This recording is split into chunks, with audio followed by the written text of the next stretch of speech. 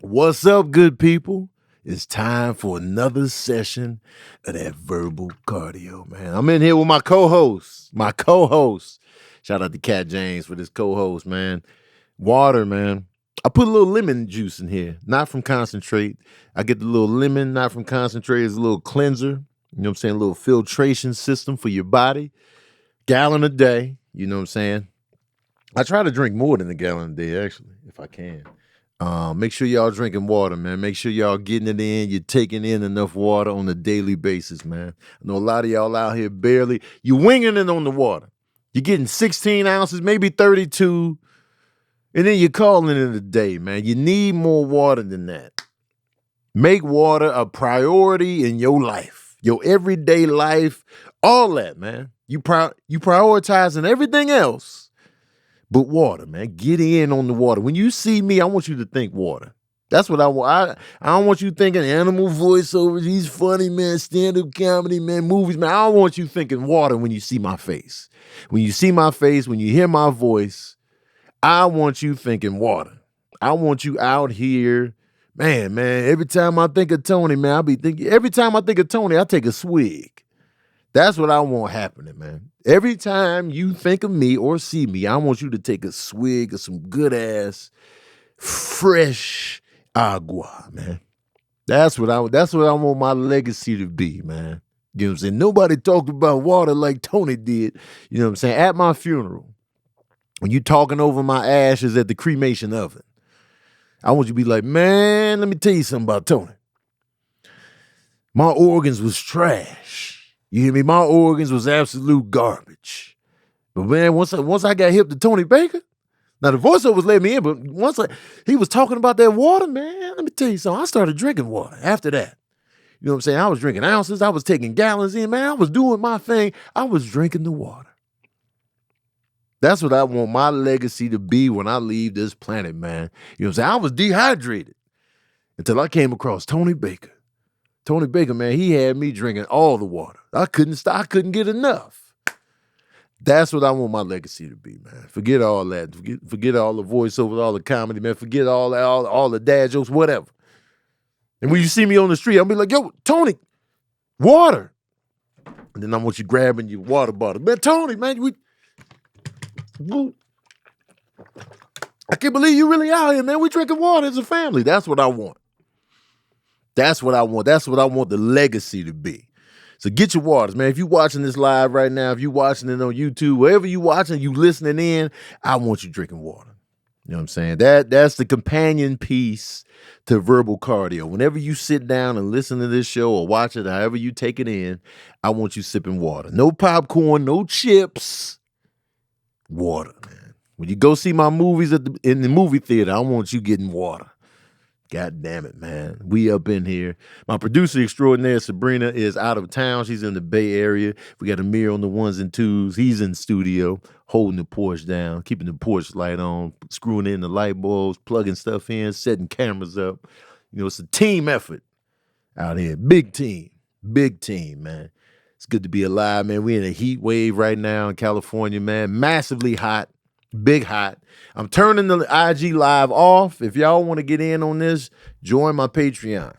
Click the link in my bio. Join my Patreon today. You can feel the flow of this verbal cardio. But right now, I got to turn y'all off, man. Turn y'all off. Bow. Let me look at the temperature right now. It's 100 degrees in Los Angeles. Right now. Right at this very moment. It's going to be a high of 103. I live in Santa Clarita, which is up to 5, you know what I'm saying? If you're not familiar with the area, it's north of Los Angeles. It's 107 where I live. 107 degrees. Right now, high of 108. The rest of the week is going to be 108, 109, 103, 103. And then Saturday, it's going to cool off just a little to 88. And it's going to be 91, 92, 89. So let me tell you something. It is now September. The summertime out here was like, you think it's over, but it's not. You want it to be one way, but it's not. I'm about to hit y'all with the heat in the fourth quarter, and we got to take it. We got to take it. Last week alone, it was a fire close to the crib. I could see the smoke growing. And I'm getting alerts, and they closing roads. They evacuated certain areas. They evacuated like a mobile home park or whatever, all close to the crib. The day I had to leave. So I'm like, yo, I don't want to leave the crib knowing that fire is getting close. And it's dry out here. It rained a little bit yesterday for the first time, and I don't know how long. And we in September, man. Enough. Son, we get it, man. We get it. You out here, man. We know what you're capable of. Just stall us out, man. You don't have to do this late in the game. Son, just please give us, let us get our feet together. Let us get a cool spot. Enough, man. It's September. You know, we about to slide in the fall. Let us slide in the fall with grace.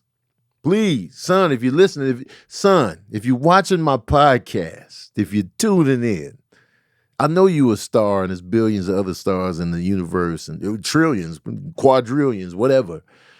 They can't even count how many stars in the universe. And our sun is just one little minuscule grain of sand on the beaches of existence. But son, let me tell you something. We know you brolic. We know you swole. But please, stall us out, man. Shit is hot, man. And the ACs don't be working. It be power outages. It was a power outage in my neighborhood. Across the street was pitch black. And on my side, I still had my lights on. I wonder if the neighbors was hating on me.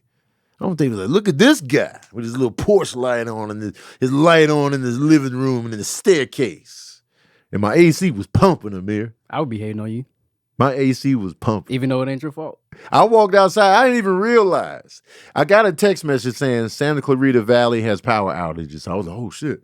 But I never lost power, so I step outside.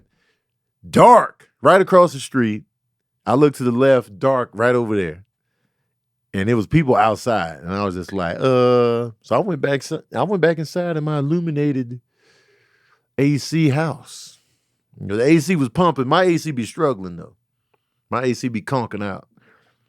But this is what we doing, man. Cats is hot. Pets is out here breathing. Tongues wagging.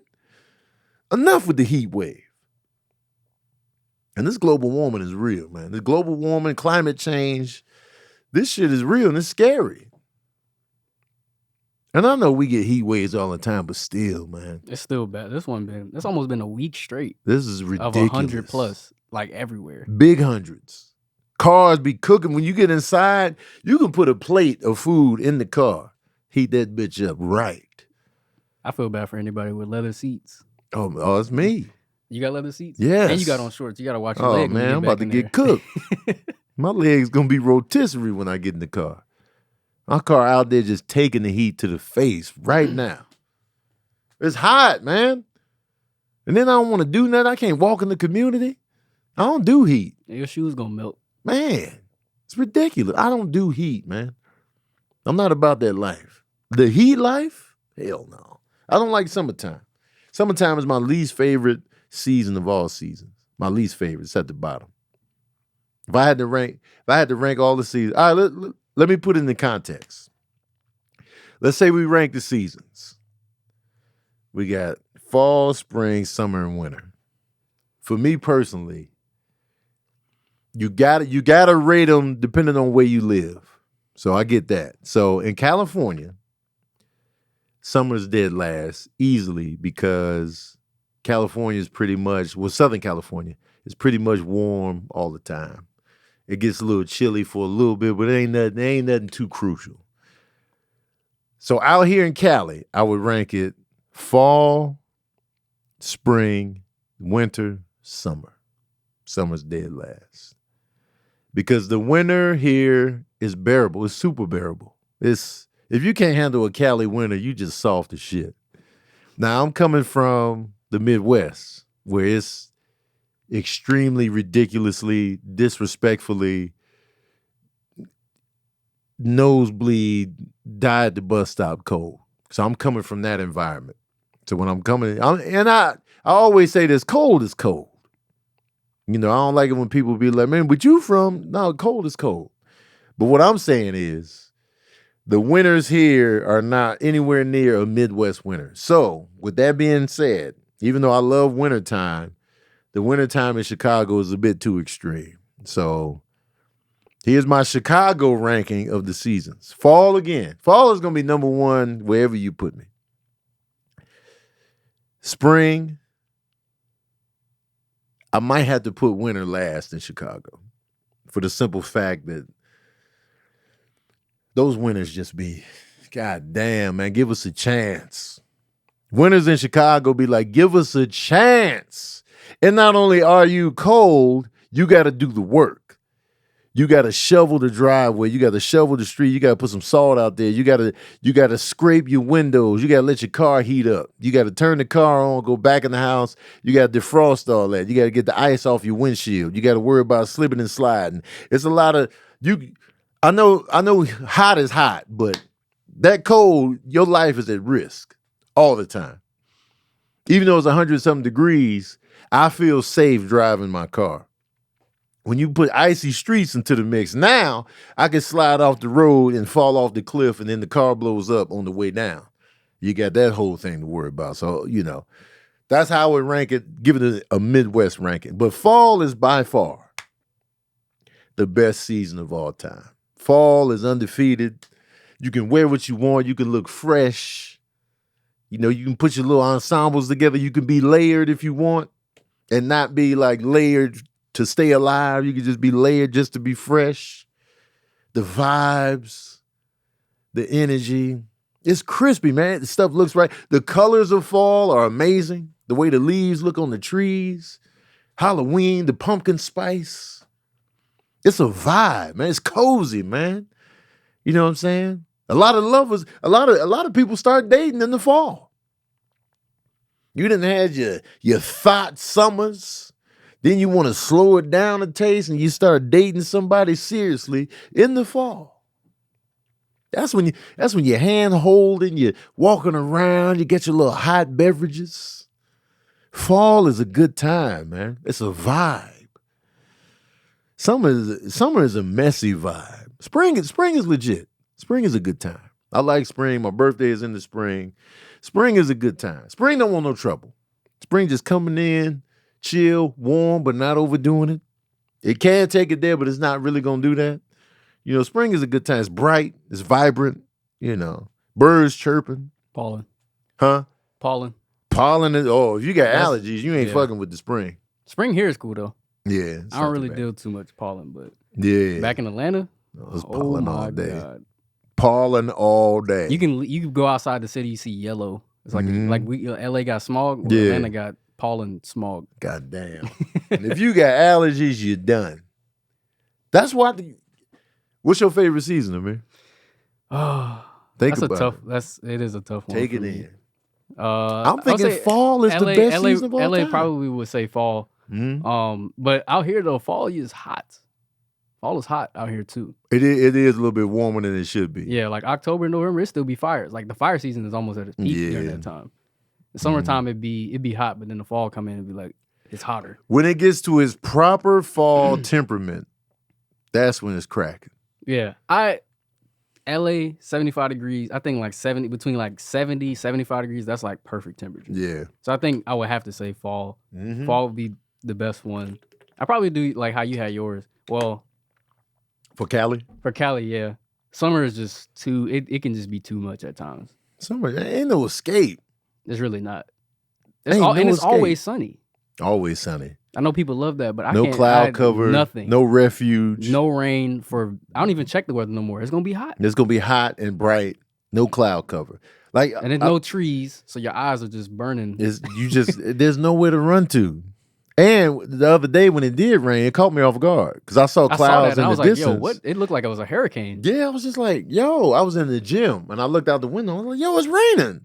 I was excited, but I was just like, I didn't know this was coming. Yeah, ain't no umbrella. You're not prepared because it doesn't rain often, especially not during the summertime. I remember in 2007, that was the year we first moved to Burbank, California. We had been in California for a year prior. Moved to Burbank, California. In that fall, winter, it was mad rain. It rained for like days straight. And I was just like, I can do this. The rain was a little bit aggressive, but I was like, yo, this is what it is in Cali. But apparently that was an anomaly that season because it ain't rained like that since.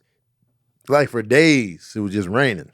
That only happens like, I think we got rain last year around Christmas. On Christmas Day, I think it rained. Yeah. And I think it rained like the day after or the night before or something like that. But it's consecutive rain in Southern California is not common at all. Right. And I do, like, coming from Atlanta where it rains a lot, I do miss the rain at times. I know people can't drive in and people hate the rain. They cannot drive in Cali rain. But I get it because I didn't understand how bad it can get. Yeah. Because it's like, it's just rain. Like, you ain't never drove in the rain. Some people might not have gotten a chance to drive in it. But it's also because since it doesn't rain, it don't clear off the streets. I was leaving Vegas and it rained. And it wasn't even raining that much, but the rain brought up all the like oil and stuff from the road, and it looked like it was foaming on the side of the road. So that makes it so it's easy for people to slip and slide. Oh. And I was like, okay, I see the problem now. Because that's pretty scary. It's like foam. I was like, why does it look soapy on the road? It's the oil sliding because it's not meshing with the water. And I was like, okay. Never knew that. Yeah. So the roads out here are just polluted. And it's then when it rains rains, a lot. Then it rains and it's a nightmare. And you got mudslides. So if it's a fire, then it rains. Now you got mudslides. Yeah. And I was like, man, Cali be getting towed up, man. Mudslides, earthquakes, fires. It's going down. Everybody got their own little regional bullshittery. Yeah. But don't come to LA if you got bad allergies or asthma problems. You're not gonna have a good time. Sabrina's favorite is fall. Sabrina loves. I know Sabrina's birthday is in August, but she is October all day. She's October's very own. She's OVO all day. She should have been born in October. I don't know why her mom didn't keep her in the oven for another couple months before she delivered. Sabrina is fall McGee. She's the fall guy. She is fall. So even though her birthday is in August, August is a trash month. I say this all the time.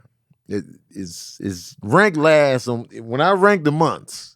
August is last. No disrespect to her birthday. No disrespect to Virgos, but Sabrina was really born in October. We just going with that. I know she, they gonna argue me down and be like, how you gonna tell me when she was born? How you gonna tell me when I was born? You was born in October. So, and October is one of the best months of all time. All-time best months. But this is where we at, man. You can't even ignore the weather. And then, having a conversation about the weather is so cliche. How's the weather? Don't do that out here. Man, how's the weather? The people don't need to ask me no more. Yeah. Sunny. Hey, man, how's the weather today? Sunny. I'm tired of the sun, man. I've been disrespecting you all episodes, son, because I'm enough. At least give us some clouds. Come on, man. I love clouds. I love a cloudy day. Oh, man. Cloudy days for me, I know people be like, it's just be sad. I need the sun out. Man, give us a cloudy day for a few days. I wish a few days a week, every week, we could get cloudy days. At least give us 2 a week if you want to be whiny and the sun. At least give us 2 cloudy days a week, maximum guaranteed. I love cloudy days, man. My energy is right. I feel good. I feel motivated. I like being outside. Go outside. You could be outside, be walking, taking it. The breeze feels different. I'm just like, yeah. The vibe, it's a different cinematography when it's cloudy, and I like it. But nah, people can't handle one cloudy day. They be whining. They be in their feeling. I'm so sad. Hush. Because the clouds made you sad, man. Look out, man. Sick of this, man. Oh, and Sabrina's grandmother was born in October, so it was very special to her. So she's October, man. Look out. Question from Dominosa. Dominosa? Did I say that right? You know what I'm saying? I'm 26 and I get married on Saturday. Ooh, congrats. That's close. We've been together for 10 years as of today with no kids, so we feel like nothing would be really different. What advice would you give for year 1 of marriage? I mean, at this point, there's no advice to give. Y'all been together for 10 years. Y'all been together for a decade. I don't know what's gonna change. Are they in the chat right now, Sabrina? Because I got to ask some follow-up questions. They high school sweethearts. Man, they 10 years. Oh, so 10 years in the game. So, all right, they're in here. So 10 years. Are y'all living together already?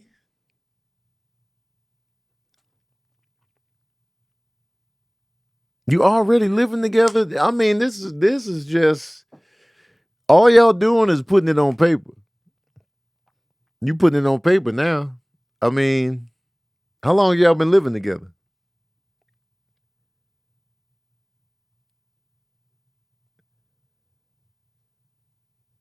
That's why we feel like it won't be different, but people keep saying it will be different. Don't listen to them. First of all, people always gonna people. People always gonna people. They can shut the hell up.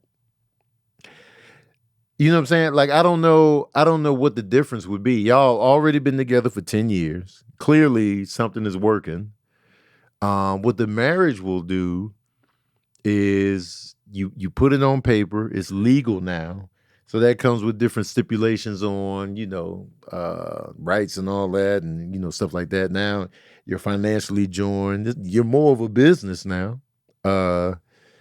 from that standpoint, because marriage is a business. I know some people disagree with me and, they lead with their romantic feelings, but I don't really look at marriage as pure romance. I look at marriage too as a business.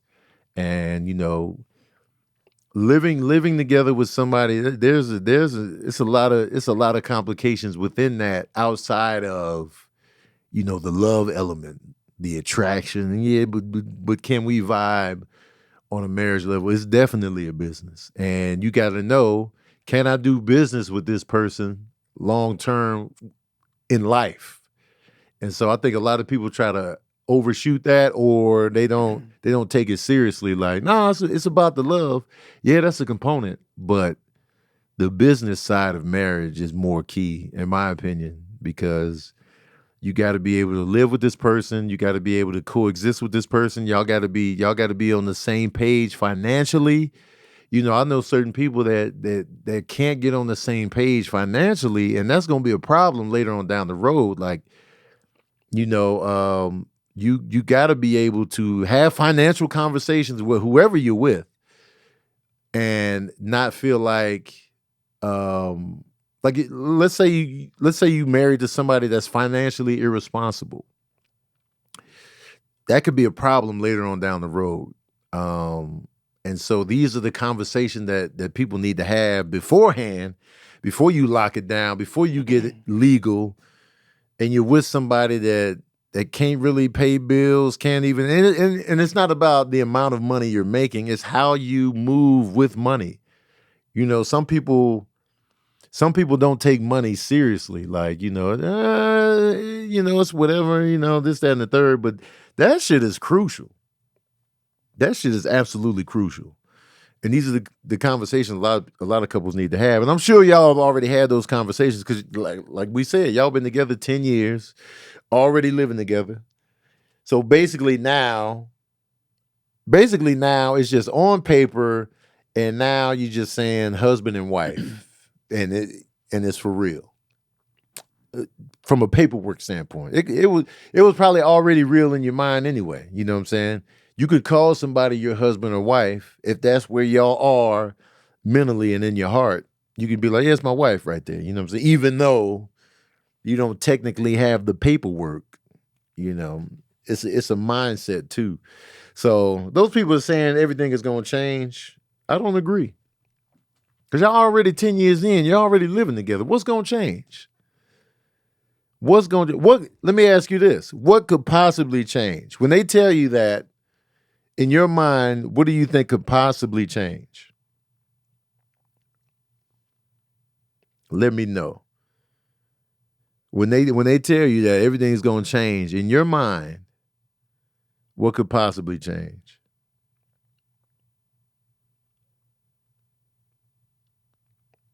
I'm curious to know. And I hope y'all not getting married because of outside pressure. Like, when he gonna put a ring on it? Yeah. When he gonna put it in? And don't let people pressure y'all into marriage, man. When people be telling me to put a ring on Sabrina all the time, I'll be like, shut up. Shut y'all asses up, man. Hush. Because that's everybody's end goal. Man. That's how they pushing it. Put a if that's ring their on goal. Not everybody want to get married. If you've never been married, your life is just as full as anybody that's been married 5 times. Marriage does not define your life. It can be a huge part of your life, but it doesn't define a person's life. If you've never been married, that does not mean you aren't valued. That does not mean you didn't live a full, beautiful life. That does not mean you have never been loved. It just means what? You're not married. You didn't get married. And you are still a valid, fully realized person out here. And there's nothing wrong with that. Now, if you had a full marriage and the marriage changed your life and it changed everything, that's outstanding too. But don't look at people that have never been married as like failures or discarded or whatever. It's just because look at how many people have been married multiple times. They've been married 5, 6, 7, 3, 4, 12 times. What did those marriages mean in the long run? They lost value. From the outside looking in, oh, you've been married 4, 5 times? Marriage don't even mean nothing to you. You marrying everybody. So don't get caught up in people's interpretation of what marriage is and what it should be and when you should do it. You work on your own pace. A marriage is a union between 2 people.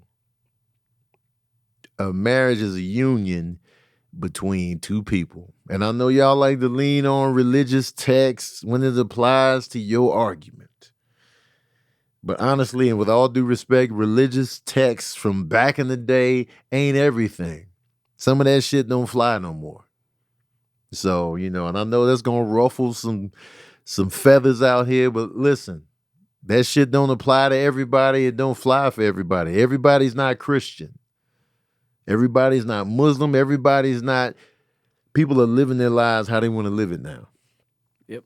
I think people are starting to see more of how marriages work and the realities of it rather than it being something that is like, I need to have and feeling like you don't have your life accomplished by a certain age if you're not married. People just starting to realize like, I want to be full and who I am and understand the person that I am before I give a commitment to that, because it's not just it's not just some simple thing that we've been taught that is like, oh, you meet with somebody, you do all of this and you get married. And it's like, what happens with the fallout from that? We went through a generation where the divorce was, more common than marriages for the most part. So now we see that. We've seen the reality of it, and the newer generation of folks are starting to just be like, you know what, I'm going to focus more on myself, which is why people are having kids later. And then also why, a bunch of other factors into that, but just that it's not like his love is dead. It's just more so we're starting to see the reality of what love actually is, and it's not just marriage. It's not just those things that we were taught growing up. It's different. It's way broader than that, and we just want to have a better understanding of that in ourselves and in the people we look at and want to, date and all that kind of stuff like that. In order for us to be like, we gonna be good for the long run, Because if you locked in like that and you stuck around, I know we've seen grandparents do it. They've been together, but they're not really even in love anymore. It's just there. It's just there. This is I made a commitment to this person, and now I'm with this person. But for the past 30 years, we ain't really been having a good time. They could have been unhappy for 30 years, but they take pride in saying we never got divorced. But look at your soul. Yeah, you stayed together, but what I'm saying, how you feeling internally? So it's all about that, and like you can't just lean on these old ass books. It's so many different nuances now. And so you just gotta be mindful of that and go with what you're feeling and what's working for you and that other person. You know what I'm saying? People always say like, we've been together for a long time, I think we should get married. Well then, if both parties don't want to get married, then don't do it. Because a lot of people get married because the other person wants to get married. So like, all right, let me just go ahead and she really wanted to be married. And that's not a good thing. Y'all both got to be like, I'm all in. Let's do it. I'm ready. You know what I'm saying? You can't come in with the lopside. And so, a lot of people be like, well, I wasn't really ready, but she was ready. So I'm gonna just go ahead and you know what I'm saying? And that's not the way to do it, man. Y'all both got to be all in 100% wanting to do it. And, I feel like a lot of people fold under the pressure, whether it be society, family, religion. they fold under the pressure. And just because y'all are not married, but y'all been together for mad long, doesn't mean that the relationship ain't real. Look at Russell, Kurt Russell and Goldie Hawn. They've been together for mad long, no marriage. But I'm sure you couldn't tell them that what they got ain't been real. You know what I mean? So just don't get caught up in that, in society's view and pressure of marriage. You know, and stop telling me to put a ring on it. Because I'm going to get attitude. Respect people's relationships. Man, you know what I'm saying? Hush. You don't know what they got going on. Exactly. And when y'all say that to certain people, when y'all say, put a ring on it, do this, get somebody pregnant, y'all don't know what people are going through behind closed doors. When y'all say shit like that, shit could be triggering to people. And y'all don't even realize it. Y'all just saying, oh, this is what we want for you. They may not want that. Or they might disagree on that. Now you're ripping the Band-Aid off wounds or whatever. So be careful about the things you say. Ouch here. You know what I mean? So just watch out. But going back to the original question though, you know, I think y'all already good. Y'all already solid. 10 years in. So, you know, and don't rush the kids. If y'all ain't ready for the kids, guess what? Wait on them kids. Right. And then I wrote down some stuff I wanted to talk about. Let me find it. Oh, so check this out. I wanted to get this off my chest. Sex scenes are unnecessary in movies and TV. Oh, and Sabrina added this too. Sabrina said this, and just because you're not married to the person you're with doesn't mean you don't care. Always remember that as well. Because, it's a lot of bullshit ass marriages out here. You see, I know y'all see the grand gestures on social media and TV. They proposing at the NBA game. They center court on bended knee. You know what I'm saying? The grand weddings where they done spent thousands of dollars, the bridesmaids, and that whole marriage can be a sham. They cheating on one another. They verbally abusive, toxic, and then they get divorced, 2 years later or whatever. You know what I'm saying? But anyway, sex scenes. Sex scenes in TV and movies are unnecessary. And I'm tired of them. We don't need to see graphic smash anymore. We just don't. It serves no purpose to the plot. You can allude to people having sex. Yeah, they can start making out and then they can fall off camera. We get it. We know. We grown. We know they smash. They could be talking about the plot on the next scene, like, so how long you been working for the firm? You know what I'm saying? We know they smash, but we don't need to see the pumps and people getting after it and just, we don't need to see the bust off. We don't need to see the finished climax. We don't need to see that. You know what I'm saying? It's like, and they don't give you no warning. They don't give you no warning. You're watching the regular show, and then they just go the next scene, hua. And then people are like, man, what the hell are you watching in there? No, it's Game of Thrones. Game of Thrones, my ass. It's Spartacus. You know what I'm saying? I was watching Game of Thrones last night, the House of Dragons or whatever, and I knew it was coming. I knew it was going to be some smash coming. And here we go. Yeah. She like, what's wrong? You want me to get some other women in here? Now, mind you, I know we're plot-wise, they show that sex scene, and then he's like, they're letting us know that something is on his mind. That's why he couldn't fully invest in the full pumps on how he normally does the pumps. And then she's like, well, maybe this, that, and the third. It leads into a conversation. But we don't need the graphic pumps to lead us into this. Enough with the graphic pumps, man. And I don't care if it's heterosexual sex, gay sex. We don't need the graphic smashing. You know what I'm saying? Enough, man. We don't need the graphic smash. Now, mind you, before porn was at our fingertips, give me the graphic smash. Back when I just couldn't get porn on my phone at any given time, I'll take the graphic smash. I don't want to look like a hypocrite out here. It'd be like, I'd have been all in on that. Young Tony? Well, you had to go rent porn? Give me the graphic smash on these shows. I'll take it. But now that we could just easily just dip into porn at any given minute of the day, when we watching a regular show, we don't need the graphic smash, man. We don't need the love scenes. We never needed them. We never needed them. The love scene, let me get the ice cube out and rub it on your nipples. Why do we need a full love scene in a regular movie? We never needed it. They on the run from hitmen and they crashing at some motel on the side, and then they have a love scene, you know what I'm saying? Because, you know, they're running for their lives, so they're horny. I get it. And then they just do a full love scene. I'm just like, we don't need this. Allude to it. We don't need the full graphics. I remember that scene in Insecure, season 1, where what's his name? Jay Ellis' character was dusting off that girl from the bank, just giving her the business. I was like, I wasn't ready for the graphics.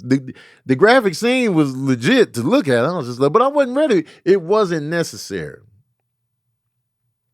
We didn't have to get that graphic, man. Chill, man. And I don't want to look like a tight ass. But, you know, Slarita, you know what I'm saying? Look out, man. You disagree, but we don't need them. I just be wondering what it'd be like on set when they doing that. Man, think about Like, the actors, man. Yeah, it's like, bruh. And nowadays this got even more like realistic. Like it's That's almost what I'm like they saying. actually smashing on camera. Like, Yes. I don't I've been think it needs hearing to about be this that. P Valley shit. I heard about it too. I've been hearing about P Valley, and I'm just like, because they used to get it in on Power. It used to be a sex scene every episode on Power. I'm like, enough. We get it. Even the newer Power runoff, the spinoff about 50 Cent's character. What's his name? Raising Kanan? Raising Kanan. The main girl in that getting it in. I'm like, why do we have to see the full get in, man? And for me, I've done a sketch where I had to do a sex scene. And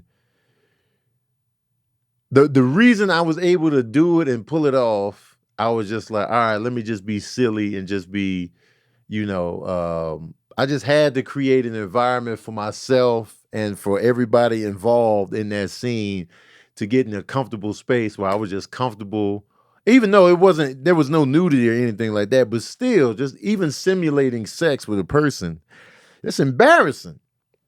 And so, you know, in that particular sketch or whatever, no, it wasn't even a sketch, it was a web series. So we getting it in, and the scene is me cheating. The scene is me, I'm with a girl that's one of the main girls in the show, and she's riding on top of me, and then my girl comes home and she hides in the closet. So it's from her perspective, like, yo, I'm the side piece. So she's the side piece, and so she's in the closet. And then the funny part is, when she's hiding in the closet, me and the girlfriend get it in. So it's just like, so now she got to wait in the closet while I'm out here getting it in with the girlfriend, which has probably happened to some people out there in the community. But I remember when they cast me for it, I was just like, wait, I got to do a sex scene? I don't know about this, man. Like, you know, I was nervous and uncomfortable. I was just like, I got to do a sex scene. You know, I was trying to get out of it. Like, do y'all really need to do it like this? You know what I'm saying? I was just, but when I did it, and I was single at the time, so, you know, it'd have been just easy just to do it, but I was still uncomfortable. I was just like, man, you know what I'm saying? Can we you sure, man? Look out. I was talking to the writer. I was just like, do I have to do the sex scene? But it was cool. It turned out cool. Like, you know what I'm saying? Had a good vibe with the actress. Super cool. And, you know, it was just acting at the end of the day. But I just get uncomfortable when I have to do like a sex scene or any type of intimate scene, even a kissing scene. I just be uncomfortable, man. Because, you know, it's just because I'm already uncomfortable with PDA anyway. to a degree, like, you know, I can smash in front of somebody, but you know what I'm saying? Like, But we got through it because we were just joking around and it was just good energy created. And the way they shot it, it was just cool. And I was able to crack jokes immediately after. It was really comfortable. But my mindset going in, I was just like, man, I don't know if I can do this, man. You know what I'm saying? Don't talk about, you feel me? And plus it was easy because I was on the bottom. So I ain't had to do the pumps. That was another good thing. I didn't have to simulate the bumps. So that was a good thing. I just had to lay there and take it. So that was a good thing right there. But now I'm just like, man, I just feel like these sex scenes now are just too graphic and too gratuitous for just regular shows. I remember watching Lovecraft Country, and Michael K. Williams' character was about to get it in with a dude, and they just showed him, you know, he spit on his hand and then put it on there, and then just like, man, we to the point where we spitting on the hand and then just showing us I just felt like, yo, we really in here. We got to see the spit on the hand and then man, I was just like, give us a heads up, man. Give us a heads up. Should be graphic. I'll just be like, man, take it easy. Take it easy. All right, what else? Oh, I was thinking this the other day.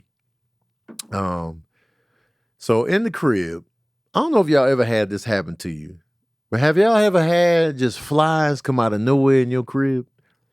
I don't mean fruit flies. I mean just regular house flies. Have y'all ever just had them come out of nowhere? Like your door wasn't the door left open. It wasn't the window open. And then all of a sudden, it's just flies in your crib. It's just a few of them. Big, robust flies out of nowhere. And you just be like, where the hell y'all come from, man? This happens to me every so often. I remember one time, the first time it happened to me, I was living in Burbank at the time, and these 3 big ass flies was just all of a sudden in the kitchen. Came out of nowhere. It was at night. They had this grayish color with big ass red eyes. They was some weird looking flies, but they was robust. I was like, where the hell y'all come from? I had to go to battle with these flies because they was aggressive and they wanted to be around me and land on everything. And they wings was making maximum noise. And I'm just like, where the hell did y'all come from? The door wasn't open. Windows wasn't open. You wasn't around. The giant horse flies was in the crib. I was just like, oh, hell no. I went to war with them goddamn flies. In the middle of the night, whole family was asleep. I was like, man, where the hell y'all come from? And we making eye contact. Their eyes was bloodshot. And I was just like, nah, man, we going to war. But I was like, where did they come from? And so what made me say this, the other day, last week, Wednesday, I'm in the crib. And when I go to the main bathroom, I hear flies in there. When I walk into the bathroom, I hear the wings. I hear zzz. First of all, I hate that sound. I hate that goddamn sound. I hate the sound of wing buzz. I hate it. I hate it. I hate it. When you hear it, it just, I hate that goddamn sound. So it was like, zzz, and I was just like, what the hell? Who's in here? I thought it was just one fly. It was 5 flies in the bathroom out of nowhere. No windows was open in the room. None of that.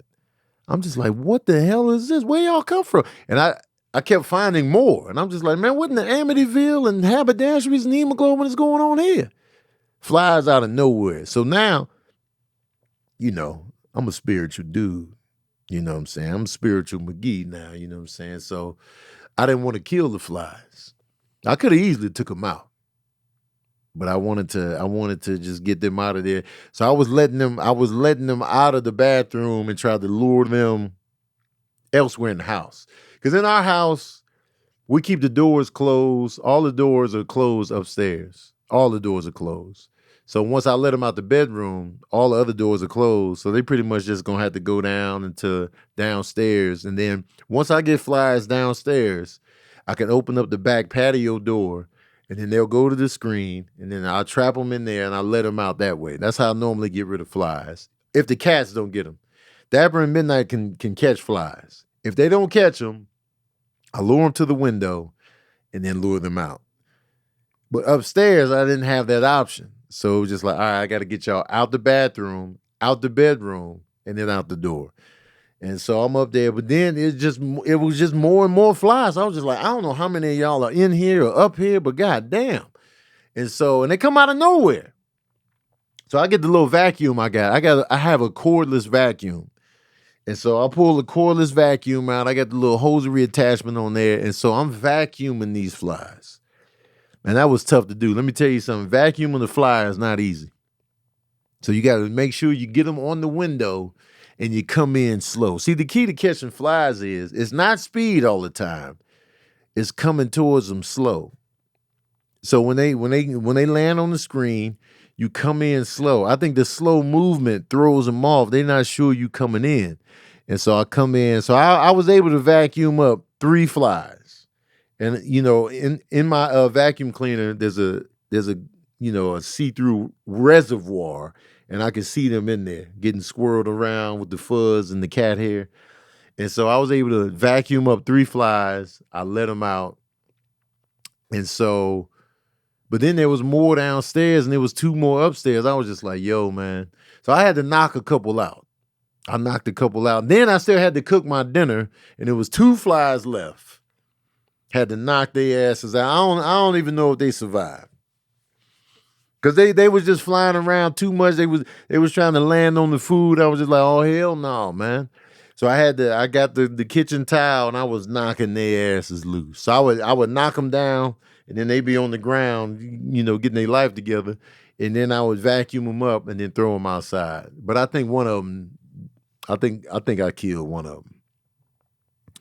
Because when I knocked his ass out and then I vacuumed him up, and then I dropped him on the back patio, when I came back this weekend, when I got back Sunday and I was in the back, I saw the flies still laying there. So I was like, damn, man, I killed him. So I felt bad, because I be trying to let him live, but you got to get your ass out of here, man. Especially when you in the kitchen. Don't mess with me in the kitchen, man. Don't mess with me in the kitchen. Because you got to go immediately. Because once you land on the tofu, then the tofu is a wrap. Once you land on the spinach, the greenery, ain't no coming back from that. And I can't have that. I'm cooking, man. The meal is vital. I can't have you landing on it. Flies just be landing for no reason. So I was just like, man, I had to sock them out real quick. Had to sock them out. But I want to know, my question is, where are these flies coming from all of a sudden? Are they hatching in the house? Is what I want to know. Because there's no way they just came out of the thin blue nothingness of the crib. I'm like, where did you come from? Why is there so many of you in here all of a sudden? Why was there 5 flies in the main bathroom? Like, this is some real Amityville shit, and I want answers. If I'm living with spirits and demons that's bringing the flies, I need to know. I need to know what demons are in the crib.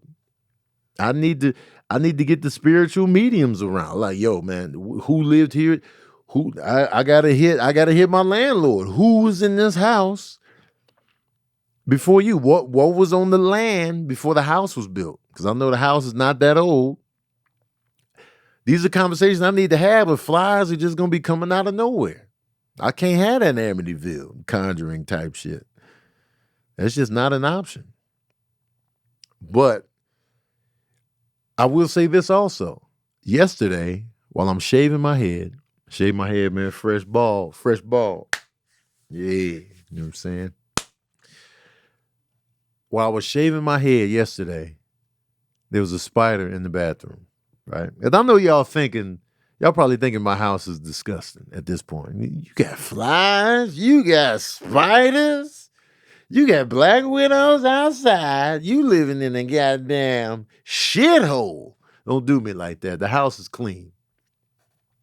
But bugs is just gonna be bugs. And I don't use Raid. I don't use those. I don't use bug poisoning chemicals. You know what I'm saying? So don't assume that the house is dirty just because we got insects up in the crib.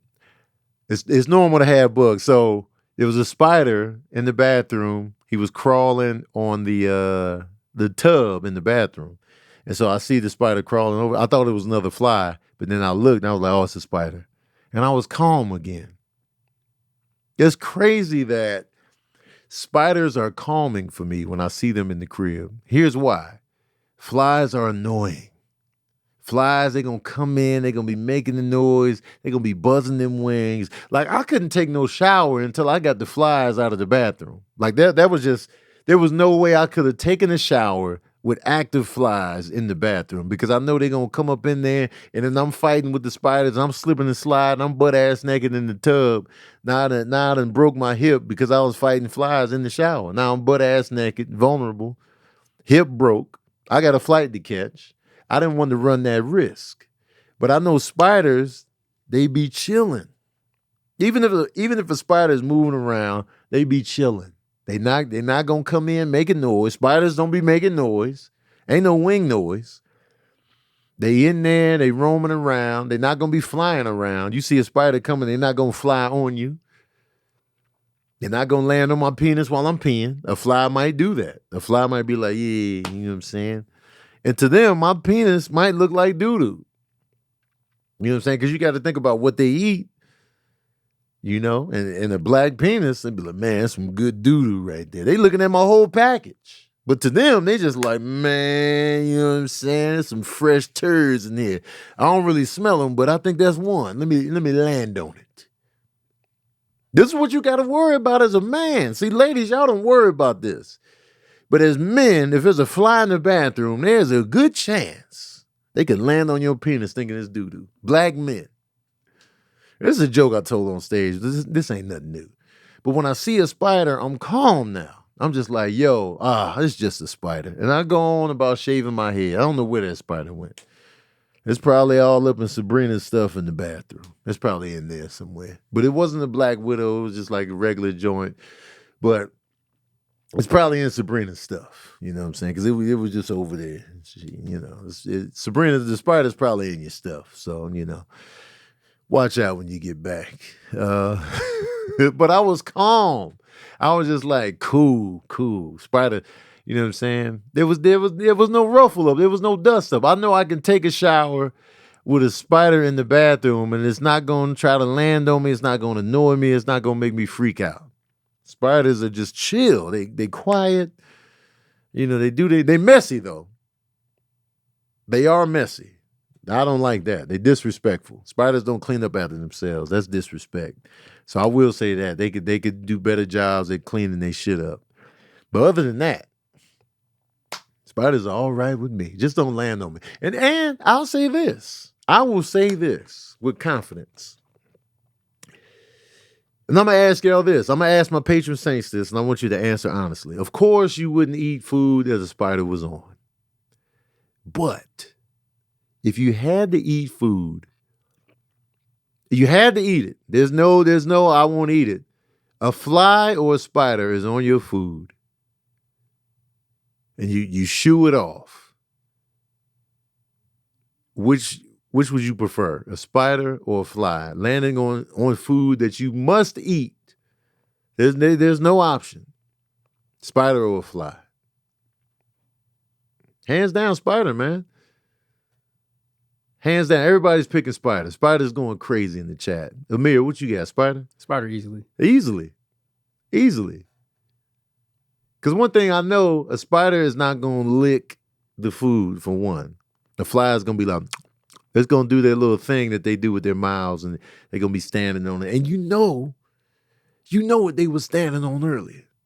They be standing on they be on trash, doo-doo, dead bodies, blood. human juices. They be hanging around in this. Spiders just be outside. They might be on the same concrete that you walk on. They might be on the wall, and they might be on their spider web duties. So you might get a little bit of like dirt kernels from the spider. But that's really it. You know what I'm saying? So hell yeah. So keep that in mind. Spiders all day, man. Sabrina told me that, so they're saying Harry Styles is the new king of pop. I know Harry is extremely popular. I know he has branched off from an extremely popular group in One Direction. He is in that blueprint of Michael Jackson, Justin Timberlake, George Michael, where you branch off from a successful group and then you do your own thing.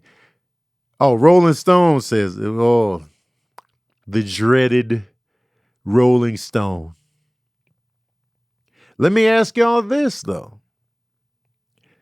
If Harry Styles is not the king of pop, who is currently? Yep, they say the cover says Harry Styles, how the new king of pop set the music world aflame. And you say only Michael.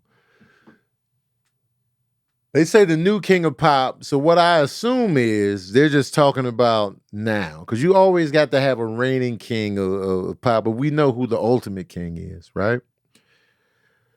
So is Harry Styles currently the new king of pop? So people in my chat's worth, Bruno Mars, and Beyonce, and does Ariana Grande outsell Harry? Bruno Mars, The Weeknd.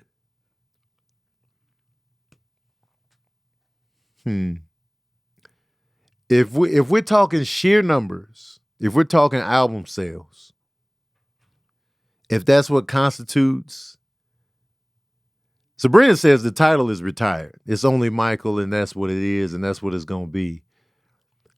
But since Michael is not current, because I agree, I feel like, no, Chris Brown is not the king of pop. No. Not even close to the king of pop. I feel like that title is retired, but the current kings of pop,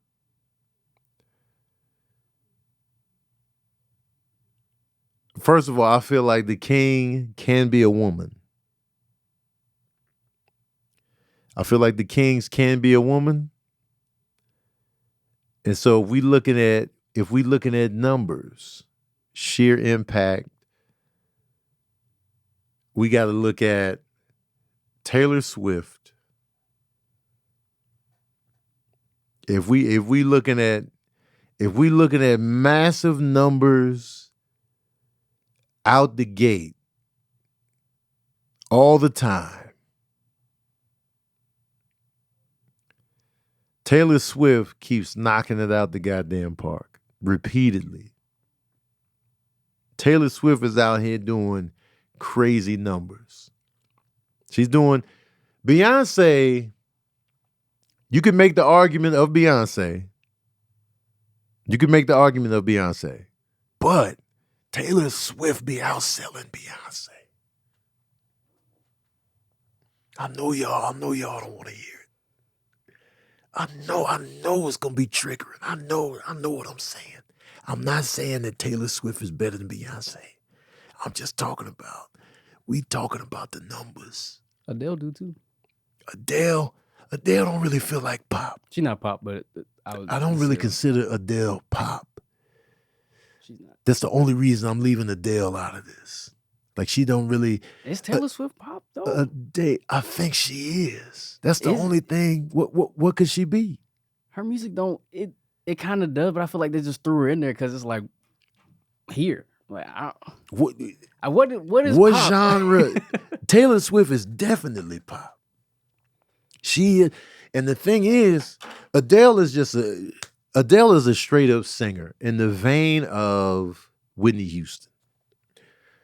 Adele goes in the vein of Whitney Houston, Mariah Carey for me. They just be singing. They not overdoing it with the dance routines. And Taylor Swift can't dance like Beyonce. Not at all. She can't dance. That's what like what I guess the thing was like what is a pop star essentially. Because if we're talking about like, all right, Michael Jackson was the king of pop. Look at all he did. He did everything. And then you're gonna say Harry Styles is the new king of pop. What has he done? Now here's a reason why I can't deflate Harry Styles. Because I know he's doing the numbers. I know he has the template of the classic pop star. We were in a pop group, just like Michael. Not really a pop group, but we were in a group, we branched off. It's that same formula. But I don't listen to Harry Styles enough, but I know he does numbers. I don't know if he can dance or anything. I don't know enough of him to shoot it down, is what I'm saying. But I just know that when we looking at pop, now Beyonce has it all in the vein of Michael. Beyonce is the closest thing to Michael that we have now in terms of spectacle, numbers, showmanship, the whole shebang. Like when you go see a Beyonce show, Beyonce is the closest thing we have to Michael Jackson living today. Even though I would argue that Bruno Mars can do it all as well. I feel like if you go see Bruno Mars live, I feel like you gonna get a full show. You gonna get powerhouse vocals. You gonna get all of that. Now the reason Janet, again, I said this on Daddy Issues. Bruno ain't got the longevity, but says who? Struggle Beer Bakery. Bruno keeps reinventing himself and winning. Bruno Mars keeps winning with each project. Now, Janet, here's the thing about Janet on why she is overlooked. Janet is simply overlooked because of who her brother was, and that's unfortunate. Janet Jackson doesn't get the props she deserves because her brother is Michael Jackson, who we compare everything to. If Janet Jackson was Janet Montgomery, she would be way more heralded than she is now. And I think that's unfair because she is compared to her actual brother. And so when people be stacking the numbers and looking at it like that, they be like, yeah, but your brother has the highest selling album of all time. And it's just like when you look at what Janet was able to do with hit singles, videos, the dancing, the showwomanship, she was right there with Michael. But the fact that her brother was indeed Michael Jackson, who we still consider the king of pop, is always going to be like, she's the baby sis. So she lost that credibility unfairly because I feel like Janet Jackson is a goddamn powerhouse. But when I'm looking at numbers, man, The Weeknd does numbers, but is he dancing like Michael Jackson? We're just going to take Michael Jackson out of it because if we keep throwing Michael in there, then the whole conversation just loses steam. Taj Jackson, who's I believe Taj Jackson is Michael's nephew. Is he one of the 3 T boys? There is no new king of pop. You don't own the title, Rolling Stone, and you didn't earn it. My uncle did. Decades of dedication and sacrifice. The title has been retired. No disrespect to Harry Styles. He's mega talented. Give him his own unique title.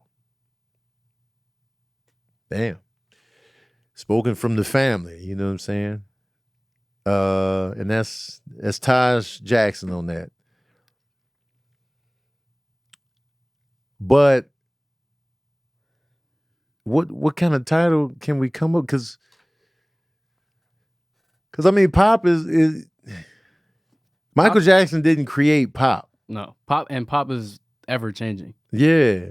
So I don't think I get it, but at the same time, it's like, I guess it's just when you think of that name, right? You think of King of Pop and what comes up in that regard. Right. And then you be like, yeah, Michael Jackson, who's the King of Pop now? And then somebody says Harry Styles, and it's like, and I think that's the other thing, because I saw somebody say like, it was just some BS on Twitter, but somebody was like, man, like Bad Bunny got to be like the new Michael Jackson. I ain't seen somebody put up these numbers in a while, and it was like, but then somebody was like, bro, I can't name a Bad Bunny song. Whereas like Michael Jackson, people knew, like everybody knew, right? And I think that's the other thing. Like we might know of Harry Styles, I don't know a damn Harry Styles song, right? I ain't even know who this dude was until like 2 years ago. I know one. Same as it was. I know that. I didn't know that was him, but that's only because it was like people had in the background of their songs or whatever. Yeah. I would have thought that was old. Like it's on his latest album. That's the only one I know, but it's a good song. I know now. But even then, I couldn't tell you the name of the song. Now the Bad Bunny. Now here's the thing about Bad Bunny. Bad Bunny hasn't crossed over to us yet in terms of we just only speak English. Yeah, I bet the numbers Bad Bunny is doing is crazy, but it hasn't crossed over to me because I just don't know, what's going on. And so, but that's the thing. That's what gives Michael the edge. He crossed over to people that, all over. But the argument is, most people across the globe know English.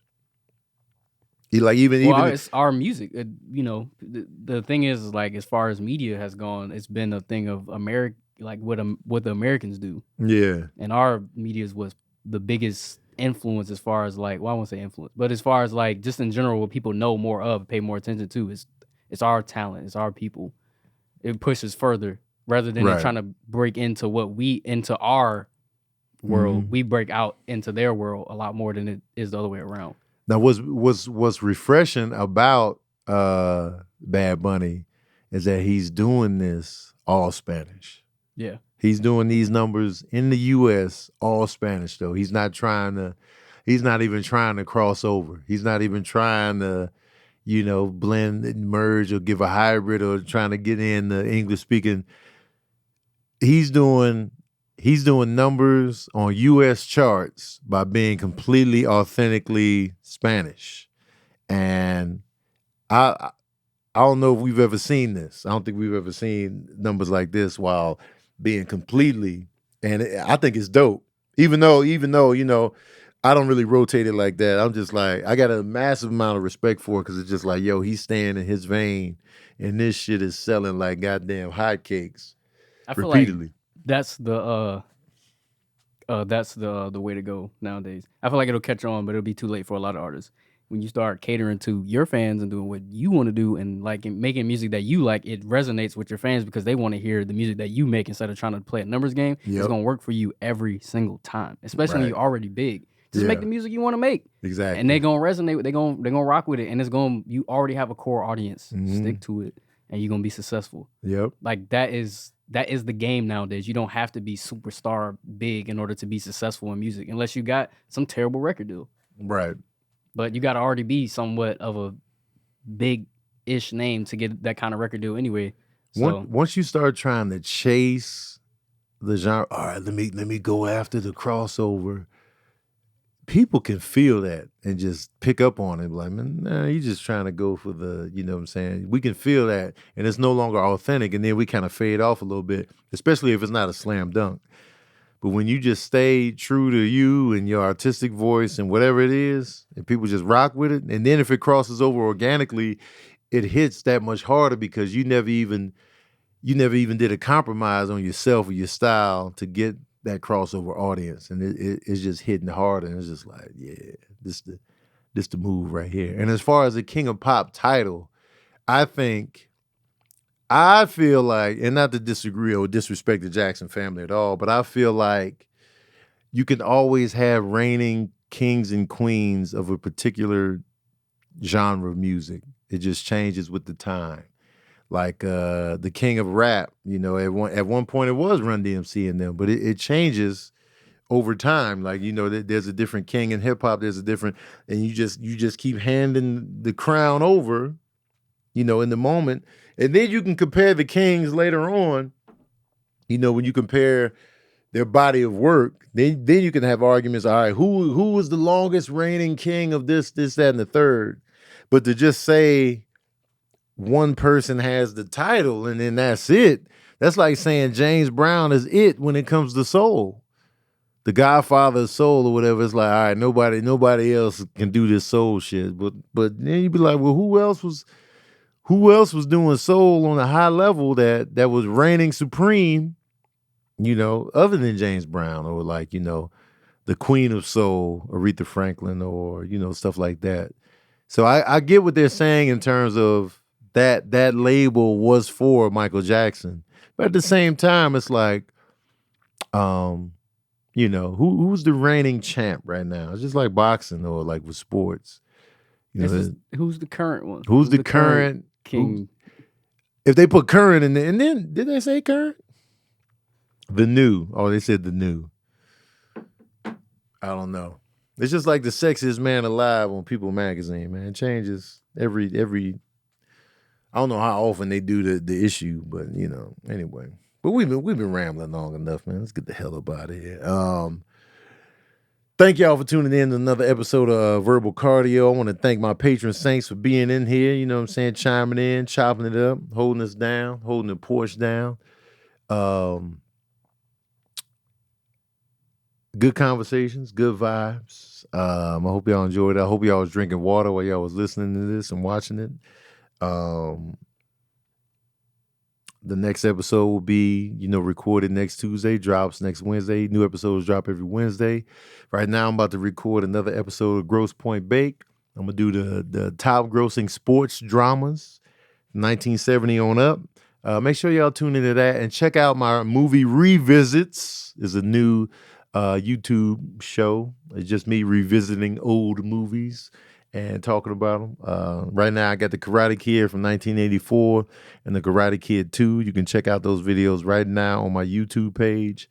If you're listening to this episode, we'll be in Boston this Sunday, one night only, one show at the Wilbur Theater. Also, Saturday, September 10th, we'll be at the Hartford Funny Bone. 2 shows, one night only. 2 shows, one night only on that Saturday. Assemble your crew. Please, please, please. Whenever I'm coming to your city, get your tickets early. Get your tickets early just so I have a better gauge on what's going on and what to expect. And if I need to do promo even harder, let me know. Anyway, in the comments section, let me know who you think the current king or queen of pop is right now. And just let me know what you think about the whole title of that too. And let me know what you'd rather have on your sandwich. A spider or a fly. Let me know, man. And thank you for tuning in to another session of that Verbal Cardio.